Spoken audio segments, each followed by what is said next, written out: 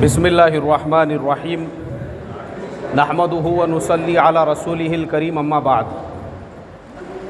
मोहतरम भाइयों, बुज़ुर्गों, दोस्तों, और इसी तरह से अब हमारी बहनें भी जो है सामने ही बैठी हुई है, हमारी बहनें भी, वो भी थोड़ा ध्यान तवज्जो के साथ में सुने।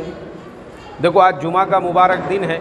मुझे बड़ी खुशी हुई कि माशाअल्लाह आज जो है जुमा के इस मुबारक और बाबरकत दिन जो है ये निकाह हो रहा है। और जुमा के दिन वैसे भी मेरे मामूलात होते हैं, बहुत सारी सूरतें वग़ैरह, बहुत से वजीफ़े औराद वो सब पढ़ते हुए मैं बैठा था। अभी गाड़ी चलाते चलाते भी पढ़ते पढ़ते यहाँ तक पहुँचा हूँ।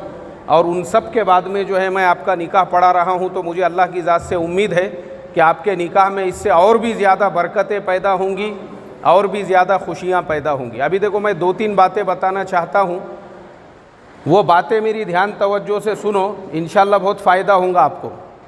सबसे पहली चीज़ तो ये है कि आज के ज़माने में मुसलमान सबसे ज़्यादा जो परेशान है वो शादी ब्याह के फजूल खर्चियों की वजह से सबसे ज़्यादा जो परेशान है। मेरा तजुर्बा ही है, क्योंकि मैंने अक्सर लोगों को कर्ज़ों में जो देखा हूँ, सूदी कर्ज़ों में जो देखा हूँ, परेशान जो देखा हूँ, वो इसी वजह से कि लोग कर्ज़े लेकर और ये उठा के जो है बड़ी बड़ी शादियाँ करते हैं और उसके बाद में वो होते हैं परेशान।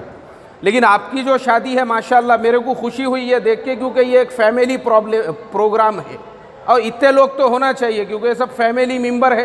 कोई हरज नहीं है इसके अंदर। हमारी बहनें भी बैठी हुई है, कोई बात नहीं है। ये भी सब पूरे फैमिली के लोग हैं और सादगी के साथ में फैमिली के लोग जमा हुए और माशाअल्लाह ये निकाह हो रहा है। ये बड़ी खुशी की बात है। लेकिन दिखावे के लिए जो लोग आजकल परेशान कैसे होते हैं, हमारे 500 मेहमान रहेंगे, हमारे 800 मेहमान रहेंगे, हमारे 1000 मेहमान रहेंगे। अब 500 मेहमान, 1000 मेहमान। अब वो बेचारा लड़की वाला जो है गरीब आदमी है, वो बोलता है यार मैं 1000 मेहमान 500 मेहमान का कहाँ से इंतज़ाम करूँगा। उसको कर्ज़ा लेना पड़ता है, उसको ब्याज से पैसे लेना पड़ते हैं। 1000 मेहमान, 500 मेहमान, फिर उसमें भी ये होता है कि 500 मेहमान में से हमारे 300 मेहमान वेज रहेंगे और 400 मेहमान नॉन वेज रहेंगे और इतने मेहमान उनका अलग करना पड़ेगा, इनका अलग करना पड़ेगा। तो ये परेशानी का ज़रिया है।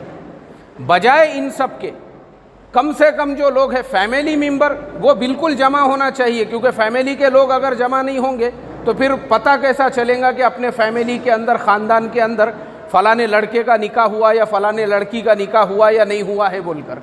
ऐसे से तो ही ऐलान होगा। लेकिन ये जो लोग जो दिखावे करते हैं और लोग जिस तरीक़े की फजूल खर्ची करते हैं और लोग आज के ज़माने में जिस तरीक़े की फजूलियात मुसलमान समाज में हो चुकी है, उसकी सबसे बड़ी वजह यही है।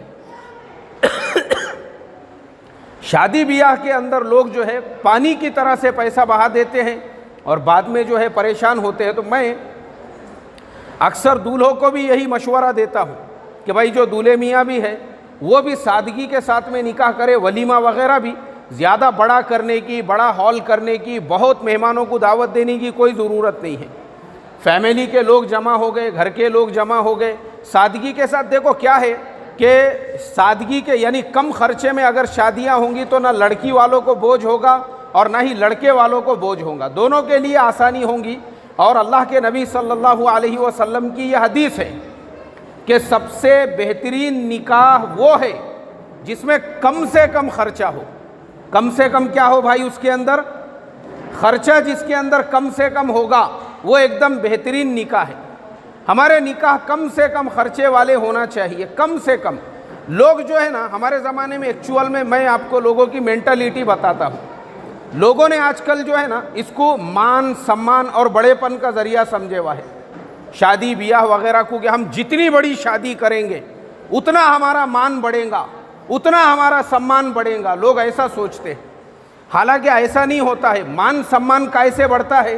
अरे आप अपने बेटे को, उसको हायर एजुकेटेड बनाइए, उसको जो है LLB करा के उसको आगे जज का एग्ज़ाम देने लगाइए। आप अपने बेटे को जो है ग्रेजुएट बनाइए, उसको आगे का एजुकेशन दिलाइए, उसको तालीमी एतबार से आप उतने लेवल पे पहुंचाइए कि आपका बेटा जो है आपका नाम रोशन करे। आपका बेटा एक ऐसा IT इंजीनियर बन गया कि कंपनी ने उसको अमेरिका भेज दी, कंपनी ने उसको इंग्लैंड भेज दी, कंपनी ने उसको जो है कहीं पे बाहर मुल्क में अगर प्रोजेक्ट के लिए भेज दी। वो आपके लिए फ़ख्र की चीज़ है कि माशाअल्लाह हमने हमारे बेटे के पढ़ाई पे, तालीम पे, एजुकेशन पे जो है पैसा लगाए थे। आज अल्हम्दुलिल्लाह हमारा बेटा आईटी इंजीनियर। अभी मैं आपको बताता हूँ, मेरे रिश्तेदारी में एक लड़का है, मेरा अपना ही, मतलब रिश्तेदारी में यानी मेरे लिए वो जो है मेरे खलेरे भाई का लड़का होना, यानी मेरा भतीजा ही होना। उसके वालिद साहब की पूरी ज़िंदगी गैरेज के अंदर जो है हाथ काले करने में गुजर गई, लेकिन बेटों को उन्होंने हायर एजुकेटेड बनाई। कैसा बनाए उन्होंने बेटों को हायर एजुकेटेड? बेटों के पढ़ाई पे पूरा पैसा लगाए। अब वो ऐसा आदमी जो खुद अनपढ़ है, लेकिन उसके बेटे ने तालीम हासिल किया और गांव के खेड़े के रहने वाले, लेकिन वो बच्चा यहाँ आया पूना में एक कंपनी में जॉब करने के लिए। कंपनी ने 6 महीने में उसका काम देखी और उसके बाद कंपनी ने उसको भेज दिया अमेरिका। अब कंपनी ने उसको अमेरिका भेजने के बाद में, उसके बाद में जो है एक गरीब आदमी का बेटा जो यानी जो है इंजीनियर बन के अमेरिका गया, मुझे बोलो उसके बाप का जो है उसको मान सम्मान मिला या नहीं मिला? उसके लिए सम्मान की बात है ये कि मैंने नहीं पढ़ा, लेकिन मेरे बेटे आज कहाँ पहुँचे हुए हैं। अब वहाँ जाने के बाद यहाँ उसकी शादी तय की गई, यहाँ पे शादी तय की गई। अब जब यहाँ पे शादी तय की गई तो वहाँ की कंपनी ने कहा, और उसने भी कहा कि बोले मैं 5 साल से पहले आ नहीं सकता, बोले अगर मैं 5 साल रहूँगा मुझे वहाँ का ग्रीन कार्ड मिल जाएगा। तो इसके लिए माँ बाप ने भी बोले कोई बात नहीं, तू वहीं रहे। यहाँ पे एकदम सादगी के साथ में उसके निकाह की कार्रवाई अंजाम दी गई और उसकी अहलिया को भी वहाँ पे भेज दिया गया। माशाअल्लाह वो आज अपनी अहलिया के साथ, अपनी फैमिली के साथ में वहाँ पे जो है एक सेटल लाइफ जी रहा है। मुझे आप बताओ, ये चीज़ उसके लिए, उसके ससुराल वालों के लिए फ़ख्र की चीज़ है या नहीं है? अब हमारे यहाँ पे मैंने देखा हूँ बाज़ दूल्हों को या बहुत सारे जो है ऐसे लड़कों को भी मैंने देखा हूँ कि पूरी ज़िंदगी उनकी खुद की मेहनत मजदूरी में चले जाती है, हाथ पूरे काले हो जाते हैं, या पूरी ज़िंदगी रिक्शा चलाने में जाती है, लेकिन जब शादी का टाइम आता है तो वो भी 15,000 रुपये की मर्सिडीज़ किराए से करता है। ऐसे ही एक दूल्हे को आने में देरी हो गई। मैं बोला दूल्हे मियाँ क्या बात है, बहुत लेट हो गए? बोले नहीं, वो मर्सिडीज़ का ड्राइवर मिल रहा नहीं था, बराबर आने को टाइम लग गया बोले उसको। अरे मैं बोला दूल्हे मियाँ तुम वो है ना पीएमटी में पूरी ज़िंदगी चले गई लटकते हुए, तो अरे पूरी ज़िंदगी पीएमटी में गई, अब शादी के टाइम पे ही मर्सिडीज़ किराए से करके उन्होंने लेकर आ गए। मुझे आप बताओ वो 15,000 रुपये दे के फ़ायदा क्या है? मतलब अरे भाई सम्मान, तुमको अगर बड़ापन करना है बिजनेस करो अपना, ऐसा बड़ा बिजनेस करो कि तुम्हारे अब्बा का सीना जो है फ़ख्र से ऐसा बड़ा हो जाए कि देखो हमारी पूरी ज़िंदगी गरीबी में गुजर गई, मगर माशाल्लाह हमारे बेटे ने मेहनत किया, मजदूरी किया, छोटे बिजनेस से हमारे बिजनेस को बड़ा बना दिया बोल के। तो ये चीज़ होना चाहिए। इससे मान आता है, इससे सम्मान आता है। इससे नहीं आता है कि आपने बड़े मैदान के अंदर पिंडाल डाल दिए और वहाँ सत्कार हो रहा है हमारे एरिए के आमदार साहब और एरिए के नगर सेवक साहब, और इनका सम्मान ये करेंगे और उनका सम्मान वो करेंगे। कुछ नहीं होता है ऐसे से। मैंने ऐसी भी शादियाँ देखा हूँ जहाँ पे 10-10 हज़ार लोगों को बुलाकर एरिए के एमएलए, एरिए के एमपी, सारे नगर सेवक और जो है सारे पुढ़ारियों के खूब मान सम्मान हुए, और बाद में वैसी शादियाँ 15 दिन भी नहीं टिकी, अल्लाह हिफाजत फरमाए। लेकिन माशाअल्लाह ये शादी की मैंने पहले भी तारीफ़ किया, मुझे खुशी इस बात की है, हमारे हाजी फारूक साहब, खुशी इस बात की है कि माशाअल्लाह बिरादरी के ख़ानदान के चंद लोग जमा हुए, चाहे मर्द हो चाहे मस्तूरात हो, इतने लोग होना चाहिए, क्योंकि शादी जो होती है वो एक फैमिली फंक्शन होता है। ख़ानदान बिरादरी के लोग कोई मसला नहीं है, पर ज़बरदस्ती अपना बाहर के लोग 407 के अंदर भर भर के ऊपर से नीचे से आजू से बाजू से लटक लटक के सब वहाँ पे पहुँच रहे हैं। ये तरीक़ा गलत है मेरे अपने एतबार से, अल्लाह ताला हिफाजत फरमाए। और ऐसे ही बस आखिरी में अब एक छोटा सा ऐलान कर दूँगा, हमारे ये लोग कार्रवाई पूरी करके आए हैं।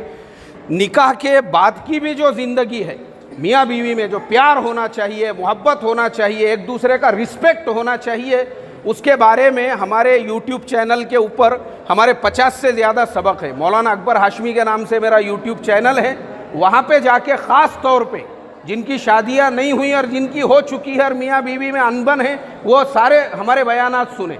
और ऐसे ही हमने एक ऑनलाइन कोर्स भी शुरू किया हुआ है जो मैं खुद पढ़ाता हूँ। रोज़ हमारा वो रोज़ जो है ऑनलाइन क्लास चलती है, उसका नाम ही है दूल्हा दुल्हन कोर्स। हर महीने की 11 तारीख से वो कोर्स शुरू होता है और ऑनलाइन पढ़ाते हैं। आप जिस शहर में, जिस गांव में, जिस बस्ती में हैं, अपने घर पे रह के मोबाइल में आप जो है पढ़ सकते हैं। वो सिर्फ इसीलिए हमने शुरू किए हैं ताकि हमारे जो नौजवान बच्चे हैं वो जिनकी शादियां नहीं हुई उनकी शादी कैसे हो, और जिनकी हो गई है उनकी शादी के बाद की ज़िंदगी कैसी हो उसके बारे में उनको सिखाया जाता है। अल्लाह ताला से यही दुआ करता हूँ, अल्लाह ताला इस निकाह में खूब बरकतें अता फ़रमाएँ। अब निकाह की कार्रवाई शुरू हो रही है, तमाम लोग ध्यान तवज्जो के साथ में निकाह का खुतबा सुने।